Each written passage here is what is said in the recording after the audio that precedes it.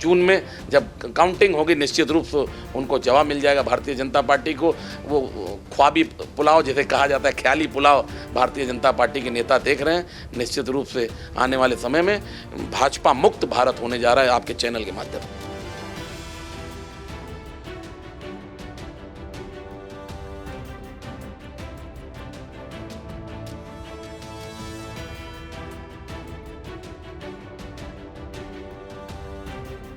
जब रक्षक ही भक्षक बन जाए तब जनता क्या करे। आज भारतीय जनता पार्टी की सरकार में सरकार जिसको संरक्षण करना चाहिए जनता का, लोगों का, आज वो भक्षक बनी बैठी है।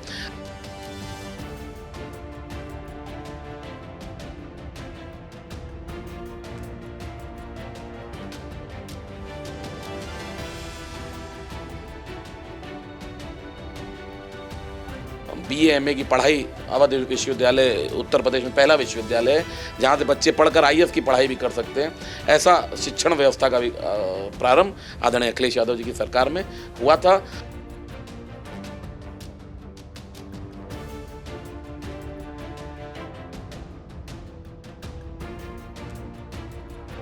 कि DM से लेके यहाँ के अधिकारियों को ज्ञापन देने का काम भी किया जाएगा। यहाँ के समाज को लेके, यहाँ का लोकल समाज जैसा सिंधी समाज के साथ अन्य समाज भी उस प्रेमनगर कॉलोनी में रहते हैं, जो भी हमारे लायक आदेश होगा समाज का, तन मन धन के साथ इस लड़ाई को कंधे से कंधा मिलाकर मुकाम तक पहुँचाने का काम किया जाएगा। और जब तक न्याय नहीं मिल जाता तब तक इस लड़ाई को लड़ा जाएगा। जनता बेरोजगारी के खिलाफ वोट करने जा रही है, जनता महंगाई के खिलाफ वोट करने जा रही है। जनता जो ये पहले गैस सिलेंडर होता था वो 400 रुपये होता, तो यही भाजपा के नेता सर पे रख के गाते थे, सखी सैया तो खूब ही कमात है, महंगाई डैन खाए जात है। और ये भारतीय जनता पार्टी की महंगाई अब इनके लिए भौजाई हो गई है। PM Sehgal Inter College, Kanwakheda, Sitapur. Admissions open for session 2024-25 for class 9th and 11th. Trained, highly qualified and experienced staff. Transport facility available. Value-based education system. Contact now for your children's bright future. Refined oil और process जैसे unhealthy oils ने तो जैसे पूरे market पर कब्जा ही कर लिया है, मगर अब आप इसकी चिंता ना करें, क्योंकि आ गया है वंश कोल्हू का प्योर सरसों कच्ची घानी ऑयल। लकड़ी कोल्हू मेथड से तैयार, ये है नेचुरल और हेल्दी भी। वंश कोल्हू प्योर सरसों कच्ची घानी ऑयल के साथ। वंश कोल्हू, तेल सही मिलेगा यहीं।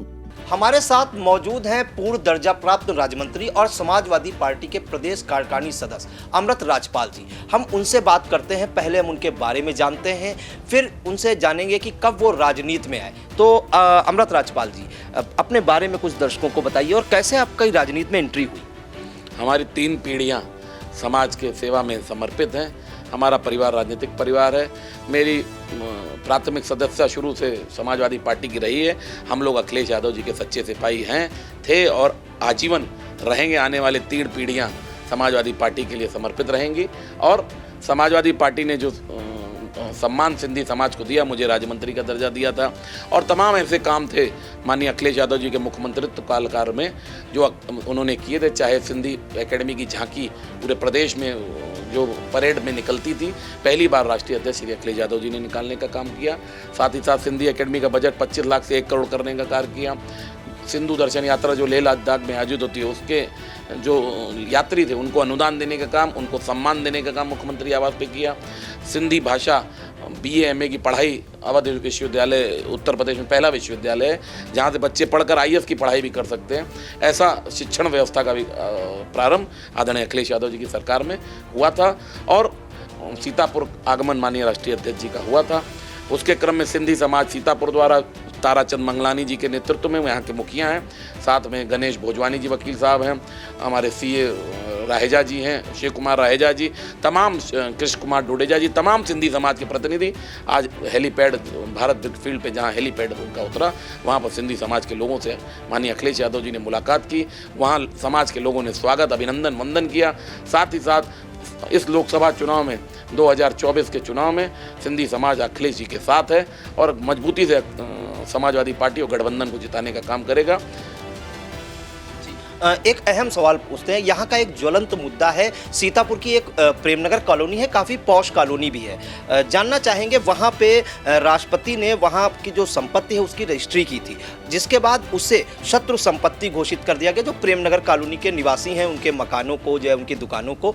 ये एक ज्वलंत मुद्दा है और वो कई बार गुहार लगा चुके हैं सरकार से लेके मंत्री तक, केंद्रीय गृह राज्य मंत्री अजय मिश्र टेनी के साथ दूर तक अपनी बात पहुंचा चुके हैं, लेकिन उन्हें को अभी तक उनकी मुसीबतें कम होने का नाम नहीं ले रही। आपके सिंधी समाज के जो लोग हैं उन्होंने राष्ट्रीय अध्यक्ष समाजवादी पार्टी के अखिलेश यादव को एक ज्ञापन सौंपा। क्या उस ज्ञापन में था और राष्ट्रीय अध्यक्ष जी से क्या उन्हें आश्वासन मिला? जब रक्षक ही भक्षक बन जाए तब जनता क्या करे। आज भारतीय जनता पार्टी की सरकार में जिसको संरक्षण करना चाहिए जनता का, लोगों का, आज वो भक्षक बनी बैठी है। आज सीतापुर का जो आपने मामला उठाया उसको लेकर सिंधी समाज के प्रमुख जनों ने राष्ट्रीय अध्यक्ष जी को ज्ञापन भी दिया। उसमें प्रमुख रूप से लिखा था जो शत्रु संपत्ति जो राष्ट्रपति द्वारा विकृत की गई है उसे शत्रु संपत्ति घोषित कर दिया गया, और अगर कोई व्यक्ति उसे बेचना चाहता है, आपको बेच दे, किसी अन्य को बेच दे, तो उसकी न म्यूटेशन हो पा रही है, न अन्य कागजी कार्रवाई हो पा रही है, उसे शत्रु संपत्ति के नाम पर घोषित करके यहाँ के लोगों को छलने का काम किया। प्रेमनगर कॉलोनी में सिंधी समाज सहित अन्य समुदाय के भी लोग रहते हैं, सारे वर्ग आक्रोशित हैं। माननीय राष्ट्रीय अध्यक्ष जी के संज्ञान में ये मामला आज लाया गया। उन्होंने पूर्ण आश्वासन दिया कि लोकसभा में इस मामले को उठाकर इस मामले को निस्तारित कराया जाएगा, लेकिन पूरे सिंधी समाज ने आक्रोशित होकर इस मामले की निंदा की, और आने वाले समय में हम लोग अखिलेश यादव जी के साथ हैं, थे और रहेंगे। और ये मुद्दा एक ऐसा मुद्दा है जिससे देश की अर्थव्यवस्था में सिंधी समाज का जो योगदान है वो आज तक अतुलनीय रहा है। जो अर्थव्यवस्था में 5% योगदान सिंधी समाज का रहा है, और तमाम ऐसे योगदान है। आज़ादी में भी अमर शहीद हेमू कालानी जिले के तमाम शहीदों ने इस देश को आज़ाद कराने में भी अपना योगदान दिया था, लेकिन आज उसी सिंधी समाज के साथ जो भारतीय जनता पार्टी ये छल कर रही है, इसका जवाब आने वाले समय में निश्चित दिया जाएगा। आप लंबे समय से राजनीति में हैं, राजनीति बड़ी करीब से देखी आपने। आपके द्वारा क्या प्रयास किए गए, जो शत्रु संपत्ति घोषित की गई, आपके द्वारा क्या प्रयास किए जा रहे हैं? माननीय राष्ट्रीय अध्यक्ष जी के संज्ञान में मामला दिया गया है। जैसा राष्ट्रीय नेतृत्व हमें निर्देशित करेगा, जरूरत पड़ेगी तो यहाँ के डीएम से लेके यहाँ के अधिकारियों को ज्ञापन देने का काम भी किया जाएगा। यहाँ के समाज को लेके, यहाँ का लोकल समाज जैसा सिंधी समाज के साथ अन्य समाज जो प्रेमनगर कॉलोनी में रहते हैं, जो भी हमारे लायक आदेश होगा समाज का, तन मन धन के साथ इस लड़ाई को कंधे से कंधा मिलाकर मुकाम तक पहुँचाने का काम किया जाएगा, और जब तक न्याय नहीं मिल जाता तब तक इस लड़ाई को लड़ा जाएगा। जी, अब तो लोकसभा चुनाव आने वाले हैं, पहले चरण का चुनाव भी होने वाला है। क्या सिंधी समाज किस ओर जाएगा, क्या कुछ लग रहा है लोकसभा चुनाव में? लोकसभा चुनाव के पहले चरण की आपने अभी ओपनिंग पोल भी देखे होंगे। भारतीय जनता पार्टी का ग्राफ निश्चित रूप से गिरा है, और जैसे जैसे चरण बढ़ते जाएंगे और इनका ग्राफ भारतीय जनता पार्टी का भाजपा मुक्त भारत होने जा रहा है, और आने वाले समय में गठबंधन, इंडिया गठबंधन की सरकार बनने जा रही है। आदरणीय अखिलेश यादव की ओर उत्तर प्रदेश की जनता आशा भरी निगाहों से देख रही है। निश्चित रूप से सिंधी समाज आदरणीय अखिलेश यादव के साथ है। वो तो कह रहे हैं कि हम 400 पार जाएंगे और यूपी की सभी 80 सीटें जीतेंगे। वो 400 सीटें जीतने का जो वादा कर रहे हैं, आने वाली जून में जब काउंटिंग होगी निश्चित रूप से उनको जवाब मिल जाएगा भारतीय जनता पार्टी को। वो ख्वाबी पुलाव जिसे कहा जाता है, ख्याली पुलाव भारतीय जनता पार्टी के नेता देख रहे हैं। निश्चित रूप से आने वाले समय में भाजपा मुक्त भारत होने जा रहा है। आपके चैनल के माध्यम से एक और अहम सवाल पूछना चाहेंगे कि लगातार प्रश्न उठते जा रहे हैं कि समाजवादी पार्टी का जो गठबंधन हुआ है कांग्रेस से, उसमें जो सपा है वहाँ कई सीटों पर अपने प्रत्याशी बदल चुकी है, कहीं पे भी नाराजगी भी है कार्यकर्ताओं की देखी गई है। ऐसा बार बार क्यों, कंफ्यूज क्यों है, बार बार प्रत्याशी बदल रहे हैं? और आज की आपको बताएं कि अब तो जो कन्नौज में उनकी मैनपुरी की जो सीट है, जहाँ पे मैनपुरी से डिम्पल यादव जी चुनाव प्रत्याशी घोषित कर दिया गया है उन्हें, आज चर्चा है कि अखिलेश यादव खुद लड़ेंगे, हार के डर से वहाँ की सीट हार रही है, ऐसा कुछ आज जो चर्चा चल रही है। राष्ट्रीय नेतृत्व टिकट निर्णय लेता है वितरण का। आज भी गठबंधन की प्रेस थी पार्टी कार्यालय में, जब राष्ट्रीय अध्यक्ष जी यहाँ से गए हैं तो आम आदमी पार्टी के नेता संजय सिंह जी और तमाम नेताओं के साथ प्रेस कॉन्फ्रेंस उन्होंने की है। गठबंधन अपना काम कर रहा है, ये भारतीय जनता पार्टी का प्रोपोगंडा है। जनता समाजवादी पार्टी और गठबंधन के साथ है। जनता बेरोजगारी के खिलाफ वोट करने जा रही है, जनता महंगाई के खिलाफ वोट करने जा रही है। जनता जो ये पहले गैस सिलेंडर होता था वो 400 रुपये होता, तो यही भाजपा के नेता सर पे रख के गाते थे सखी सैया तो खूब ही कमात है, महंगाई डायन खाए जात है।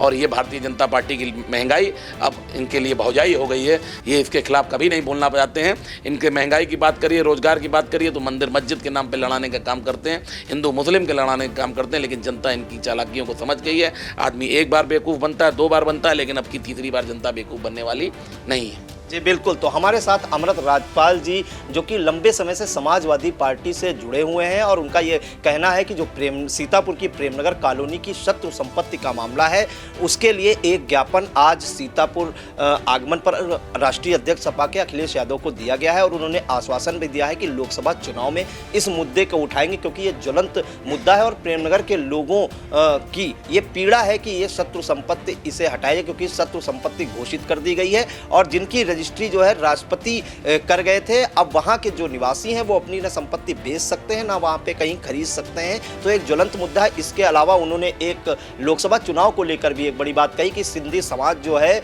उन्होंने दावा किया है कि बड़े पैमाने पर भारतीय जनता पार्टी का विरोध करके समाजवादी पार्टी को वोट करेगा और भाजपा को उखाड़ फेंकेगा देश से। कैमरा पर्सन हसन गोगा के साथ प्रियांशु मिश्रा।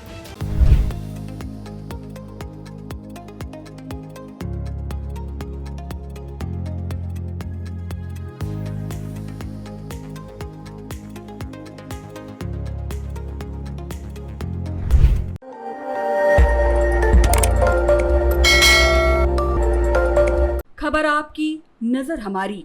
देखते रहिए आई इंडिया।